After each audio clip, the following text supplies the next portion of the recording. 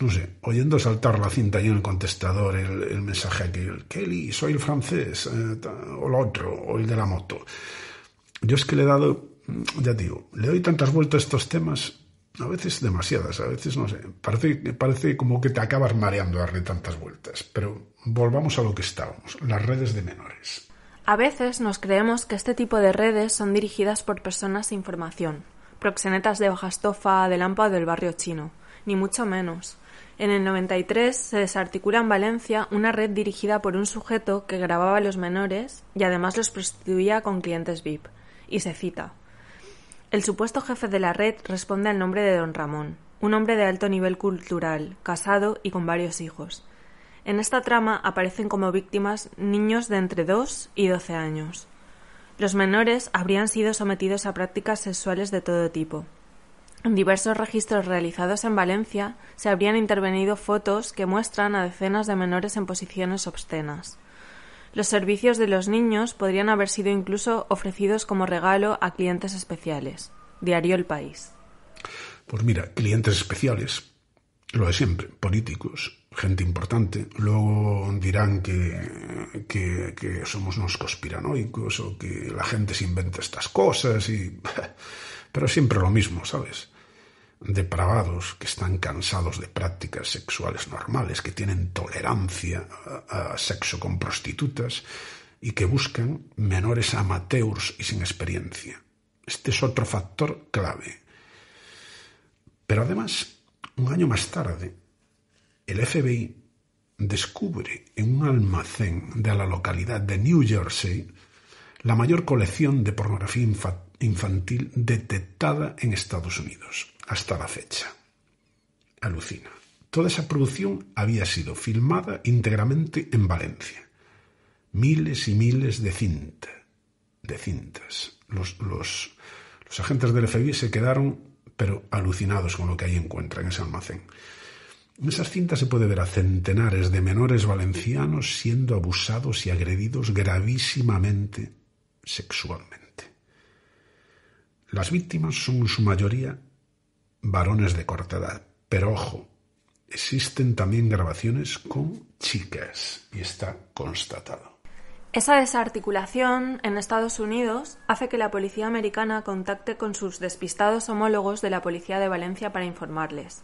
La red llevaba operando impunemente 10 años, desde el año 84 al 94. Les informan sobre todo del ingente material que han decomisado y les hablan del sujeto al que han detenido en Estados Unidos. Un profesor que trabajaba en un instituto y que tenía acceso a un laboratorio de fotografía. Allí, precisamente, era donde duplicaba y pasaba a formato VHS las grabaciones originales de Valencia, que habían sido filmadas en formato 8 milímetros. Lo de los 8 milímetros me recuerda a la película de Nicolas Cage, esa película que también te hace darle vueltas y vueltas al coco. Bien, pues esta red, a la que llamé, entre comillas, la red Yankee, y que rescaté hace muchos años ya de las profundidades de las hemerotecas. Estaba allí dormidita, nadie había pasado por allí y, digamos, un poco la saqué a la luz, ¿no? Pues bien, tenía un jefe en la localidad valenciana de Puzol. Este sujeto, que era un irlandés nacionalizado americano, era profesor de informática de un colegio privado de allí de Puzol. Bien, a su vez en Valencia, esta red contaba con un nutrido grupo de captadores y abusadores de los menores. Entre ellos tenemos un joyero, que es un auténtico personaje, un cantante de música tradicional valenciana ya fallecido, un militar con graduación que tenía un estudio casero muy importante donde grababan cintas, un peluquero y un médico, entre muchos otros, ¿no? Bien, pues cuando investigo esta red descubro que los apellidos de estos dos últimos sujetos, el peluquero y el médico, me llevan directamente hasta el pueblo de las Tres Niñas, hasta Alcázar. Al parecer, todos los indicios apuntan a que son originarios de allí. Bueno, de hecho, lo tengo constatado incluso por un edicto municipal. Y claro, pues te quedas a cuadros, ¿no? Cuando ves estas cosas, estas casualidades, llámale X, te quedas a cuadros.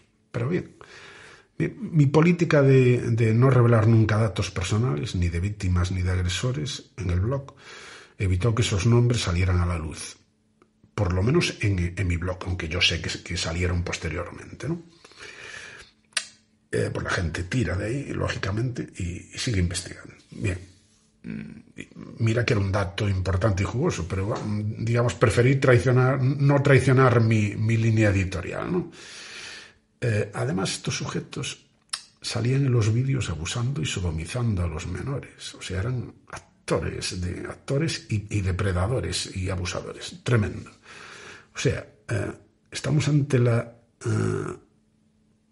constatación, más bien que hipótesis, constatación de que posibles vecinos de las 3 niñas estaban implicados en una red de abuso y filmación de menores. Pues te puedes imaginar qué tipo de sensaciones me transmitió este hallazgo: incredulidad y, sobre todo, estupefacción. Las grabaciones se cita que se realizaban en acequias. De las acequias hemos hablado largo y tendido en el primer episodio del podcast. También en parajes naturales como la Albufera, muy próxima al Càcer, y se cita que grababan en casetas o casas en ruinas. Todo muy curioso y sospechoso. Esta gente desplazaba equipos de filmación hasta esas localizaciones, pero también poseían auténticos estudios de grabación clandestinos, con todo tipo de material técnico perfectamente instalados y camuflados en domicilios particulares. Está probado que abusaron de centenares de menores varones valencianos, pero como hemos citado, también se tiene constancia de la existencia de niñas menores en esas grabaciones. Los menores eran captados en lugares de ocio como recreativos, billares, bares, colegios, y les hacían regalos, videojuegos. Mira que hemos hablado a veces de recreativos. En los casos de Alcúdia de Carlet, los 3 menores que antes de desaparecer y fallecer en extrañísimas circunstancias, pasan la tarde en 2 recreativos de Alcúdia de Carlet. El recreativo Zas, al que iban las niñas de Alcàsser. También me viene a la memoria, así a bote pronto, la maquinita de videojuegos Fucsia, hallada en las cercanías de la fosa la Romana. Esa que el Mauri decía que era siempre, que era suya. El menor de los Anglés, que andaba siempre por los billares de la comarca. Hasta se comentaba que dormía en ellos. Es que de nuevo hay tantas y tantas casualidades, pero bueno, mejor continuar y no le demos más vueltas.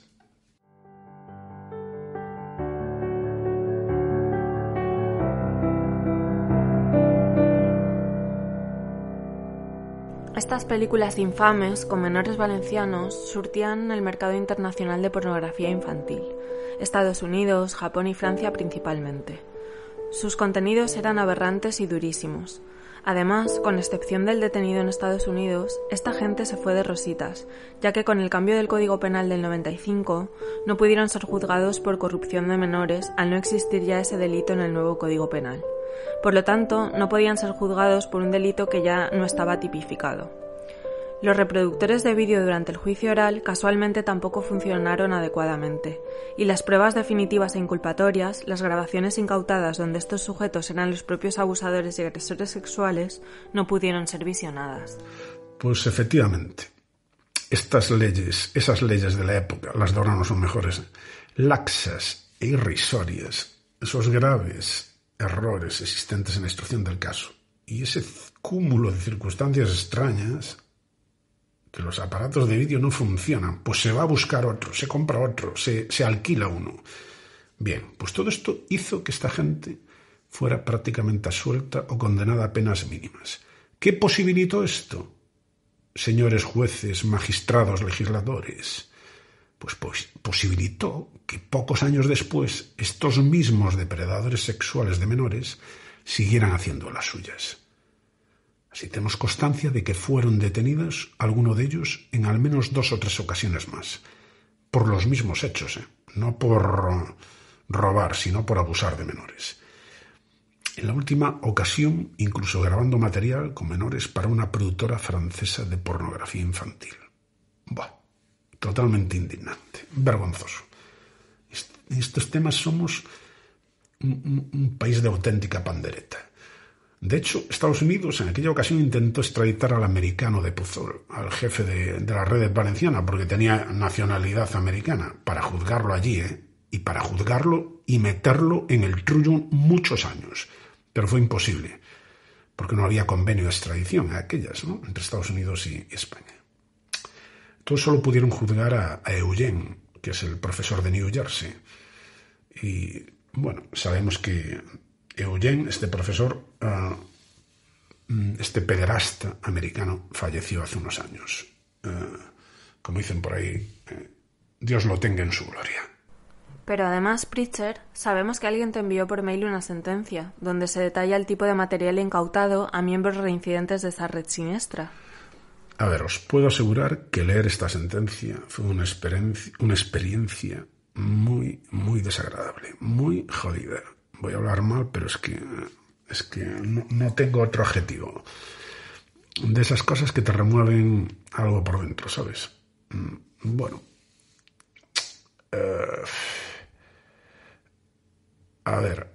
Voy a leer literalmente varios fragmentos de parte del material ingente incautado a estos desgraciados. Y yo os advierto que es muy duro, pero es necesario para entender algunas cosas.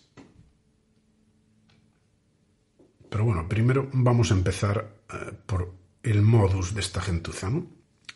¿Cómo hacían los pederastas para ganarse la confianza de las familias de los menores? Pues muy sencillo, se introducían en esos círculos familiares haciéndose pasar por fotógrafos profesionales, con lo cual se ofrecían para realizar todo tipo de reportajes de banquetes, celebraciones, fiestas, etc., etc.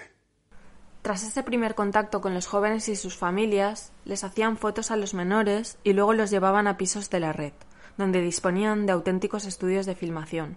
Allí les colmaban con regalos los citados videojuegos, dinero, etc., y procedían a filmarlos y fotografiarlos. Posteriormente, grababan las películas con todo tipo de abusos sexuales muy graves sobre los jóvenes, en los que ellos mismos intervenían activamente. Fijaros que además estos elementos tenían una extrañísima parafilia. Eran fetichistas. Gracias a esta sentencia sabemos que coleccionaban vello púbico de los menores a los que agredían sexualmente y clasificaban esos trofeos sexuales en unos curiosos recipientes. Así se cita en la sentencia que le son intervenidas, leo literalmente, 2 cajas de 22 estuches de rollos de fotografía con inscripciones manuscritas de nombres y fechas que contienen lo que parece ser vello de origen púbico. Y lo era, porque se describe que rasuraban a los menores antes de fotografiarlos. Luego la sentencia ya nos describe parte de ese material horrendo incautado. Y voy a leer literalmente y voy a pasar por encima de muchas cosas, pero bueno, es necesario que leer algunas cosas. El archivo llamado fotos.zip, creado el 9 de febrero de 2012, almacenado en el disco duro anteriormente mencionado, contenía imágenes de niños de muy corta edad siendo objeto de penetraciones por adultos, tocamientos, introducción de objetos, herramientas, consoladores, con manifestación de dolor. Niñas de edad no superior a 6 años que aparecen atadas de pies y manos, con la boca tapada, actos de misión sobre ellos o sometidos a la práctica de felaciones. Voy a obviar el resto del párrafo porque es demasiado fuerte. No lo quiero tampoco. Yo creo que ya llega. Es decir, todo tipo de aberraciones,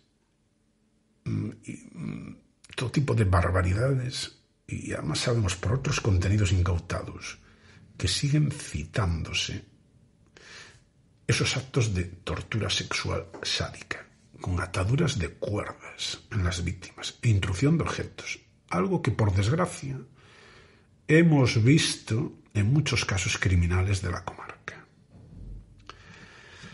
Voy a leer otro pequeño fragmento, porque quiero que veáis algunas cosas.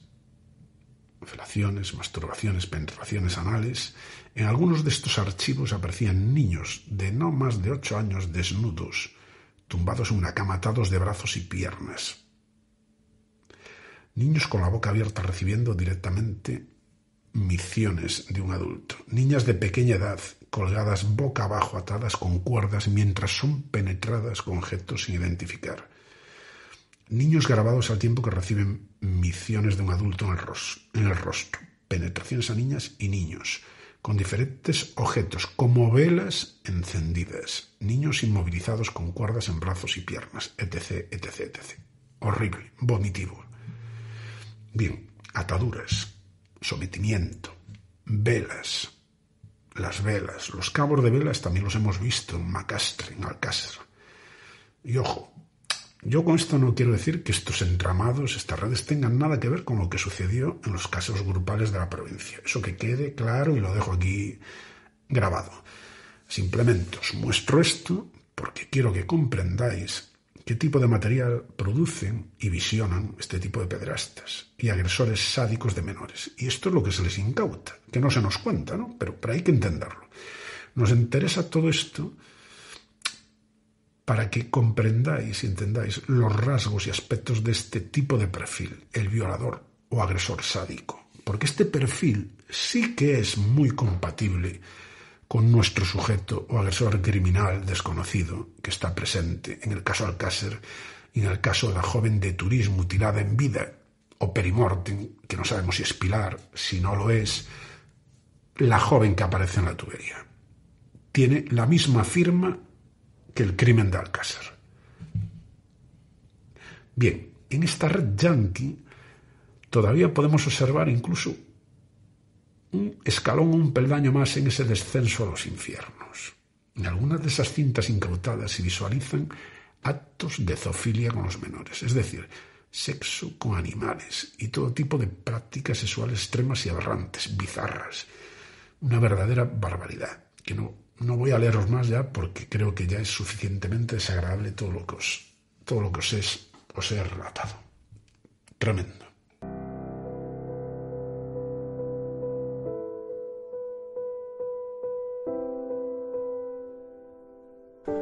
Es realmente monstruoso todo lo que describe Spritzer. Ya no solo por las barbaridades que hacían a los menores, sino por esa pesada mochila repleta de traumas y trastornos psicológicos que acompañarán a estos jóvenes durante el resto de sus días. Pero es que además sabemos que esta red yanqui está directamente vinculada o relacionada con al menos 3 crímenes, 2 de ellos en Valencia y otro ocurrido en Marbella. El médico traumatólogo que formaba parte de esta red fue torturado y asesinado brutalmente en su piso de Valencia. Entre esas torturas destacan, además de múltiples golpes y ensañamiento, una bolsa de plástico que cubría su cabeza, algo de lo que nos hemos hartado de hablar en los casos de las acequias, de Suma Cárcer, donde, como ya sabemos, las 2 víctimas tenían sus cabezas cubiertas de la misma forma. Además, el domicilio del médico asesinado apareció también todo revuelto como el de Silvia, una de las víctimas de las acequias. Por estos hechos fueron detenidos 2 individuos relacionados con el mundo de la prostitución, y siempre hubo la sospecha de que el crimen tenía algo que ver con el pasado macabro de este sujeto como agresor sexual de la red yanqui. Pero es que además, recientemente hemos dado con otra muerte relacionada con esta red yanqui. Fijaros bien, este es un caso que tiene mucha tela. Concretamente, la muerte de un niño de 11 años en la capital valenciana, que podría estar relacionado con esta red siniestra de menores. Según declaró durante el juicio oral a esta red de menores, el tío de uno de los niños abusados por esta red, la red yanqui, un sobrino suyo, hermano del menor abusado, habría sido asesinado por miembros de la citada red pederasta. Al parecer, el homicidio fue camuflado como una muerte accidental con un cristal, pero el forense alertó a este familiar que su sobrino no había muerto por un corte accidental, dado que la herida que presentaba en el cuello había sido hecha con un objeto punzante o penetrante, es decir, con motivación homicida. Os voy a leer textualmente el artículo. Es un artículo muy desconocido. Esto no, yo creo que es la primera vez que se publica o que se emite, ¿no? El tío de un menor filmado en la red de pornografía de Valencia dice que ésta asesinó a otro sobrino suyo. Hay centenares de niños en los vídeos que todavía no han sido identificados, cita la noticia. Y nos dice, el tío de uno de los entonces menores asegura que existe relación entre la muerte de un hermano pequeño del declarante y la red de pornografía. Afirma que alguien de la organización mató al niño de 11 años y simuló un accidente. Asegura que el forense que realizó la autopsia a los restos del pequeño estableció que la herida que éste presentaba había sido causada con un objeto punzante y no con un trozo de cristal. Esto hace sospechar a su familia que el muchacho fuera asesinado por algún miembro de la red en la que estaba implicada su hermano mayor, bien a través de un amigo de este o por un matón contratado para taparle la boca. Pues, ¿cómo te quedas, compañera? ¿Cómo te quedas con esto? Porque este caso es, ya os digo, completamente desconocido. No se había hablado nada sobre él. Estamos diciendo una red de menores de Valencia que está implicada, según el tío del menor, no lo digo yo, lo dice el tío de uno de los menores abusados, en el asesinato de un niño de 11 años de Valencia. Pues estamos hablando de una cosa demasiado fuerte. Además, investigaste al pornógrafo de la red Yankee. Sé que fue una investigación compleja porque era como una especie de fantasma, ¿no? Y que después de muchos años conseguiste localizar su rastro en otro asunto muy turbio. Concretamente en el crimen de un importante abogado de la alta sociedad marbellí. Marbella era el mismo lugar donde el Pied Noir investigado en el caso Alcácer, el ojeador de menores en la discoteca de Picassent, tenía instalados sus negocios de prostitución. Pues sí, pero ojo, porque este Pied Noir al parecer seguía investigado en el sumario B de Alzira. Es decir, que algo muy gordo tenía que haber, ¿verdad? Porque para seguir indagándose sobre este sujeto tantos años después del crimen, pues es realmente curioso. Bien, como bien citas, al seguir el rastro de las actividades de este Pied Noir en Marbella, que es un tema que me parece muy interesante, pues me encuentro casualmente, de casualidad, con otro asunto, ¿no? Concretamente con un crimen tremendamente sádico de un muy importante abogado de Marbella, de esta localidad. Bien, a este señor lo matan a golpes en su casa y lo maniatan o atan de pies y manos.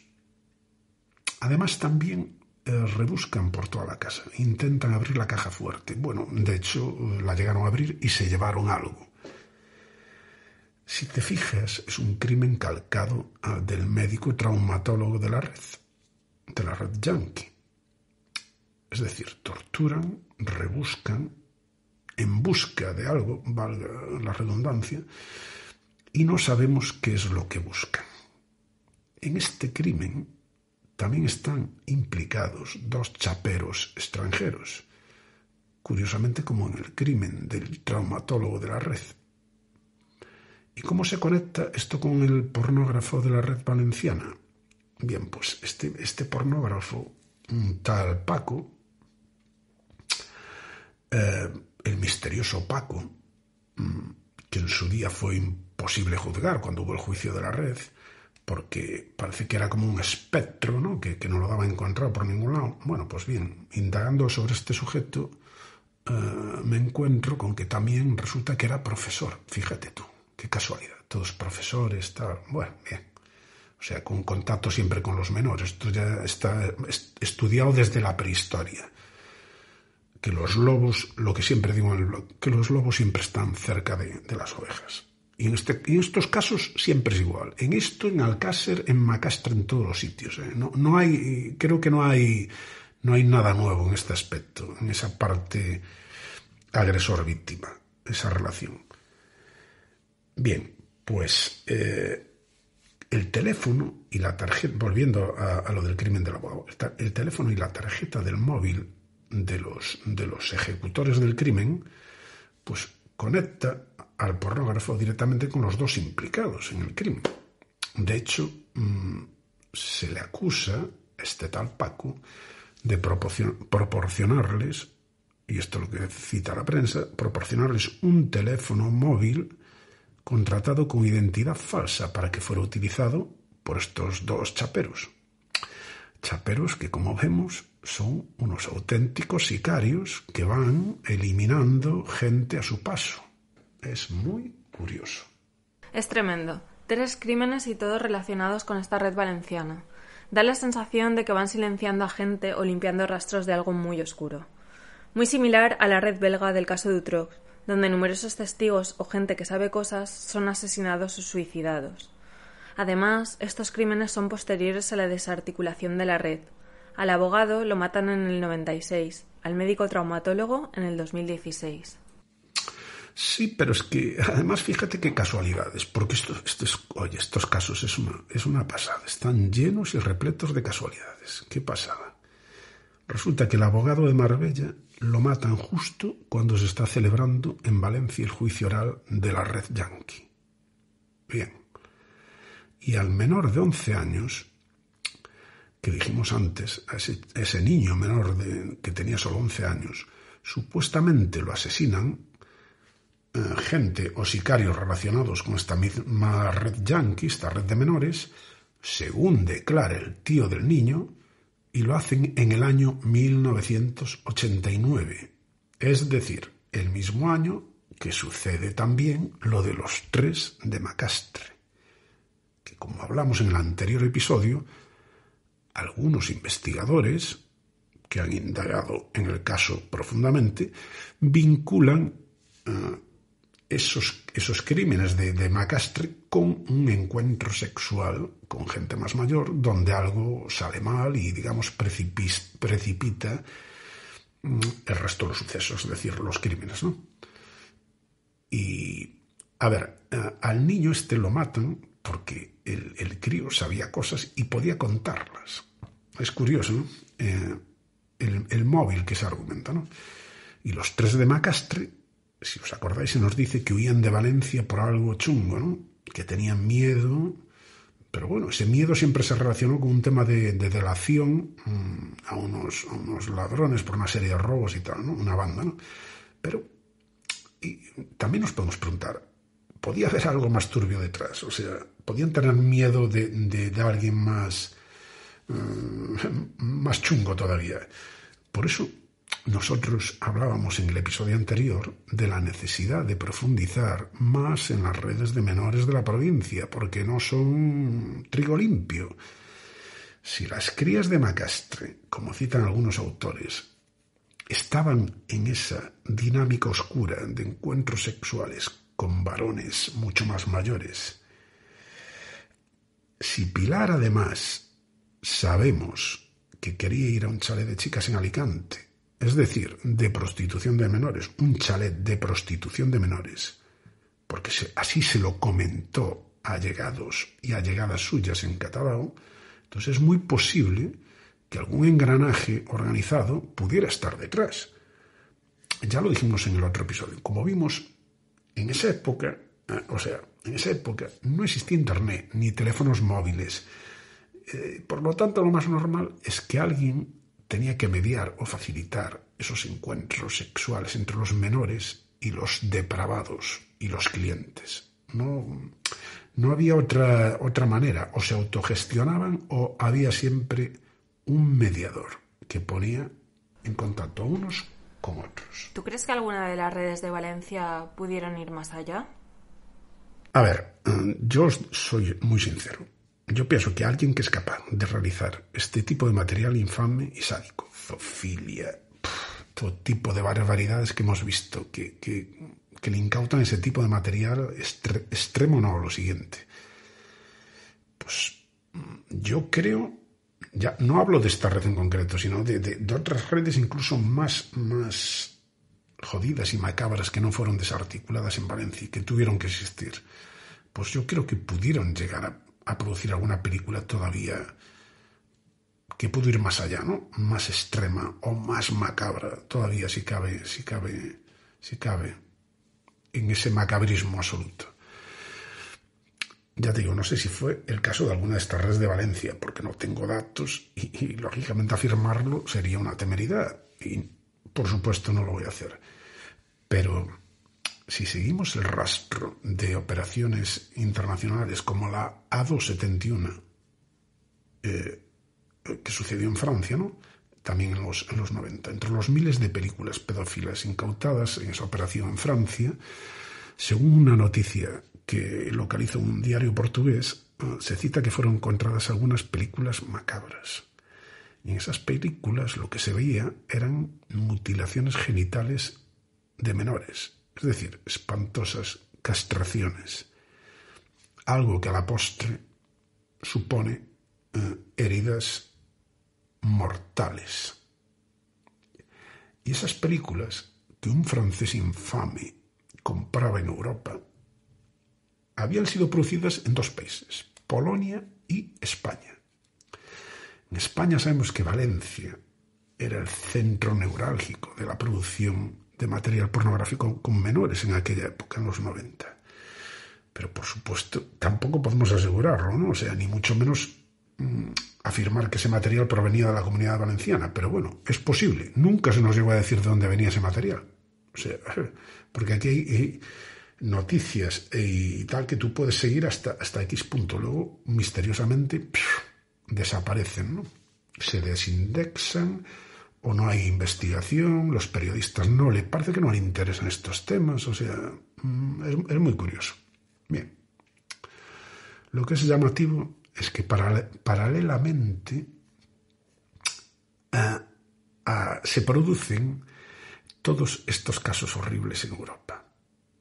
O sea, paralelamente a estas películas macabras que se incautan, estas redes infames, en Europa hay como una oleada de casos tremendos que nunca se habían visto, ¿no?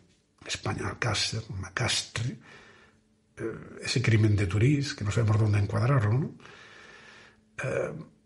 Que según algunos autores, Ríos y Van Clock, en su libro citan que a esta joven de Turís le llegan a mutilar el útero. O sea, sí o no, el útero es una parte casi, digamos, genital. O sea, es muy curioso, ¿no? O sea, es, bueno, útero, parte del aparato reproductivo, etc. Pero fijaros qué concordancias hay, ¿no? De X historias. También se sucede en esa época en Francia el cuádruple crimen de adolescentes que vimos en el blog. El caso Alcácer francés, que también es muy curioso. Y ya en Bélgica el caso Dutroux, el cual, como vemos, tenía no solo ramificaciones en Bélgica, sino también en Polonia, es decir, en el otro país, además de España, donde habían sido producidas las películas macabras de la red ADO 71. Realmente, el tema del snuff, la leyenda negra sobre este tipo de películas, es bestial, ¿eh? Hemos visionado documentales sobre esta temática, hemos oído la opinión de otros autores e investigadores, hemos consultado algunos libros y parece que este tipo de películas podrían haberse llegado a grabar, pero no existe una constatación o evidencia, en este caso el cadáver de la víctima asesinada ante la cámara, ¿no?, que demuestre que se trata de muertes reales y no un montaje o una simulación. Para englobarlo en la categoría snuff, este tipo de cine macabro, además de real, debe tener una finalidad comercial o de obtención de dinero por ese material infame. Los expertos citan que de cada película original de temática snuff se realizan un máximo de 10 copias, que son vendidas a precios desorbitados a clientes acaudalados que están dispuestos a pagar todo el dinero que haga falta por poseer alguna de estas piezas únicas y exclusivas.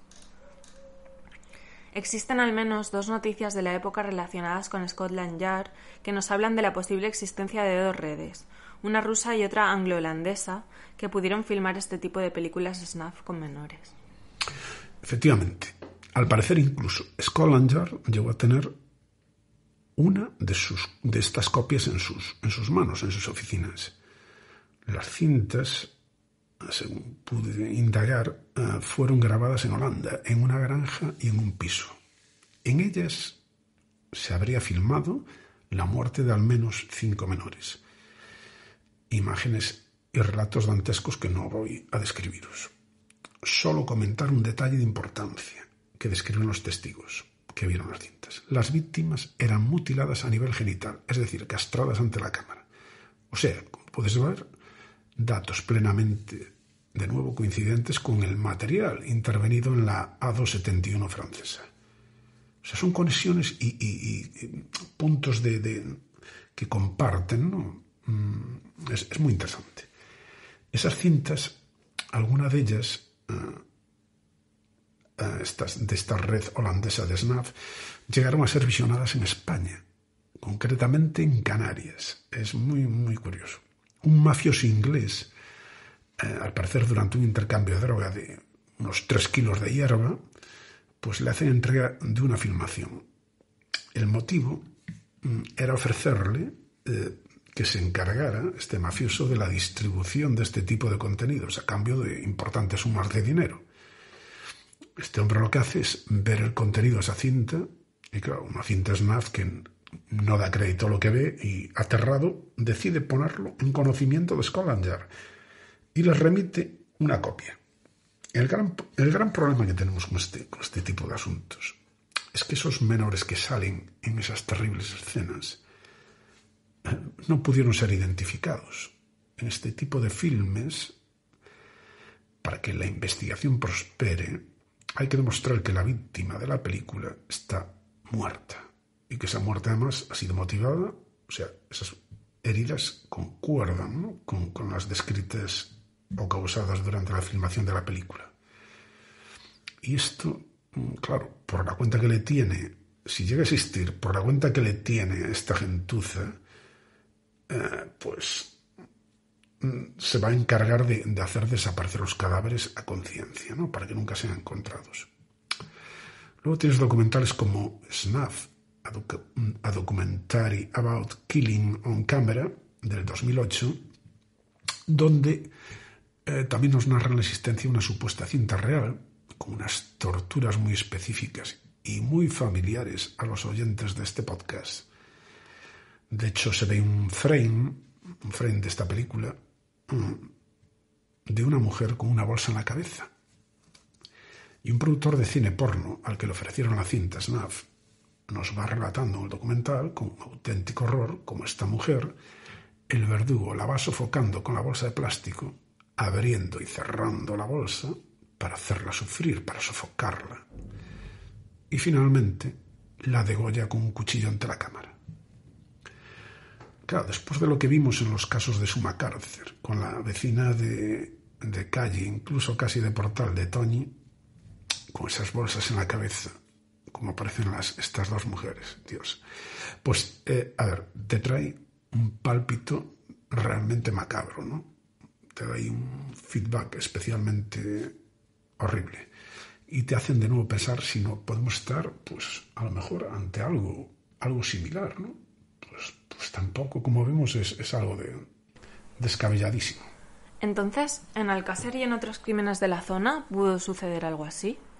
¿Existe esa cinta de la que hablaba Juan Ignacio Blanco?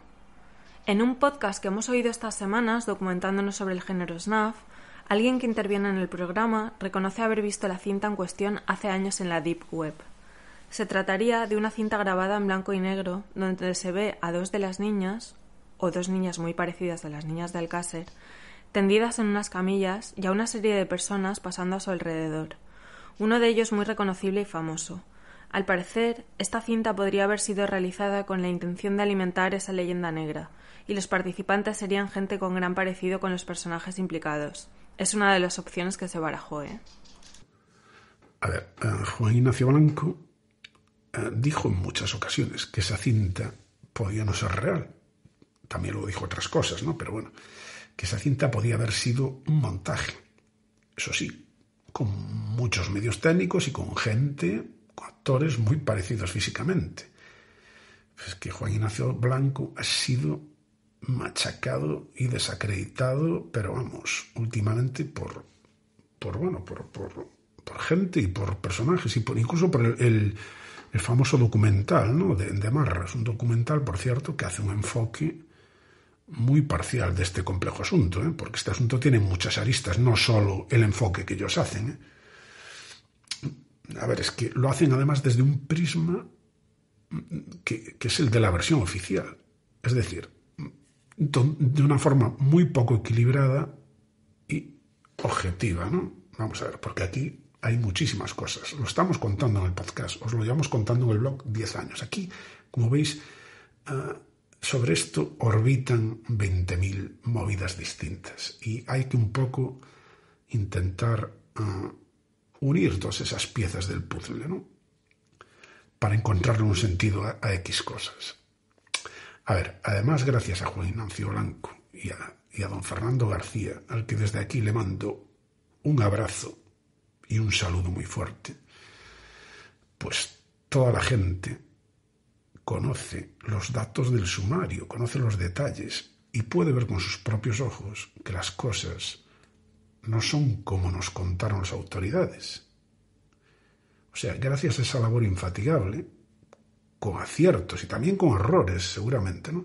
Pues fue un antes y un después en España. Esto fue como hablando mal, un hostiazo directamente en la cara de aquella sociedad que vivía anestesiada, ¿no? Donde este tipo de asuntos eran prácticamente invisibles. Es decir, las crías eran asesinadas todas las semanas en España, sin apenas trascendencia mediática, unas pocas líneas, tintal en un artículo y venga. Entonces, ¿que han evitado muchas muertes de menores como ellos mismos decían? Pues posiblemente sí. Por lo menos la gente está ahora muchísimo más al loro, ¿no?, de estos temas. Y siguen sucediendo cosas ahora. Claro que sí, esto nunca va a dejar de suceder, por desgracia, ¿no? Como vimos, igual que en los abusos a menores, lo que comenté antes, ¿no? Las niñas las acaban de sacar de la fosa y en Giria había 10 tíos que abusaban de menores disminuidas psíquicas. Es decir, esto siempre va a seguir existiendo, siempre va a haber demonios, ¿me entiendes? Y sádicos que van a seguir haciendo estas tremendas putadas a las familias y a los menores, ¿no?